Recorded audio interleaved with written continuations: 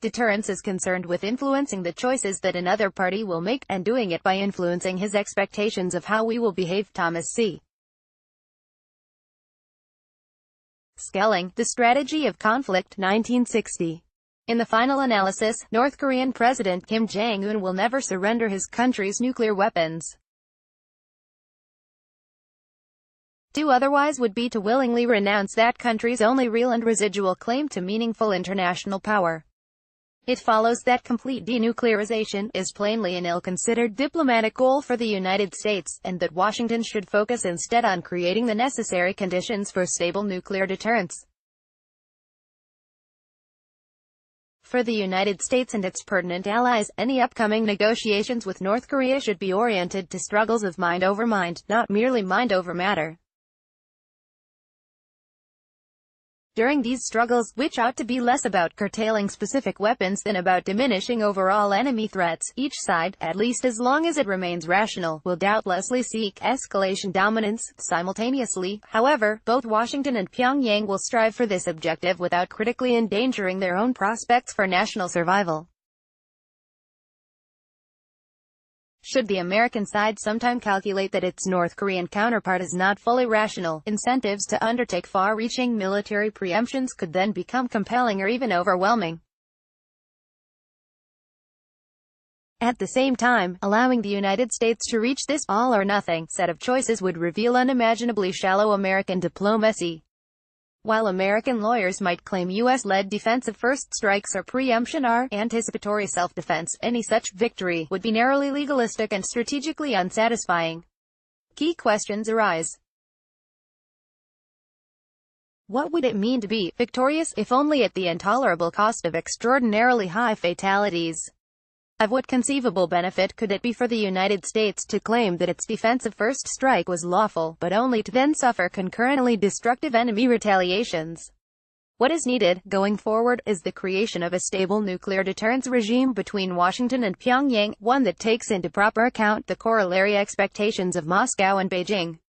Should this regime fail, and President Donald Trump still decides to undertake certain selective military actions against North Korea, the general outline of Kim Jong-un's response are easy to project. Then, Pyongyang, then having no preferred option of armed reprisal, could strike at the American homeland, b. American military forces in the region, and or c. other targets in Guam, Japan or South Korea. Whatever North Korea's preferred configuration of selected targets, Kim Jong-un's retaliatory blow would likely be designed so as not to elicit any unacceptably massive, possibly even nuclear, American counter-retaliations. However, any such carefully reasoned conclusion by Kim would depend, among other things, upon the Korean dictator's own rationality and on largely unpredictable synergies between Kim's level of rationality and the rational calculations of President Donald Trump. Such synergies, or what the generals would prefer to call force multipliers, could produce instability outcomes that are even more insidious than the simple additive sum of their parts. If President Trump should ever decide to launch a conventional defensive first strike, the North Korean response, whether rational or irrational, could conceivably be disproportionate. In that prospectively chaotic case, one rife with unprecedented potential for accelerated competition and risk-taking, the introduction of nuclear weapons might not be excluded.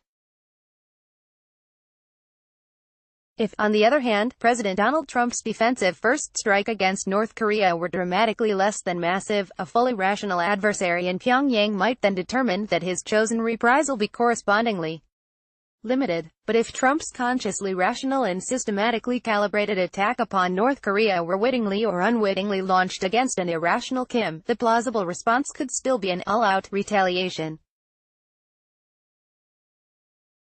Any such presumably unanticipated response, whether nuclear or non-nuclear, would be directed at some yet undeterminable combination of America, South Korean, and/or Japanese targets. It could inflict enormously substantial harms. Even if only fully rational adversaries are playing it, any advancing strategic game between Washington and Pyongyang will demand each player to strive relentlessly for escalation dominance. It would be in the manifestly unpracticed internal dynamics of any such rivalry that the prospect of mutual catastrophe could suddenly arise.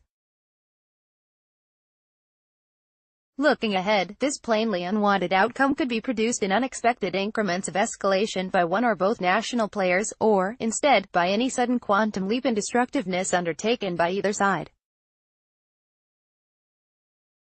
It is all bewilderingly complex and unprecedented. In facing off against each other for escalation dominance, even under the most ideal assumptions of mutual rationality, both President Trump and President Kim Jong-un would have to scrupulously concern themselves endless factors. These include possible miscalculations, errors in information, unauthorized uses of strategic weapons, mechanical or computer malfunctions, and presumptively measureless nuances of cyberwar. There is one final reminder for this president. Trump will need to bear in mind that it is always scientific nonsense to assign mathematical probabilities to unique events. Because an authentic nuclear exchange between North Korea and the United States would represent precisely such a singular event, one with utterly unforeseen intersections, interactions, and synergies. No one can predict with any reassuring degrees of accuracy whether such a conflict, even an asymmetrical conflict, would be more or less likely.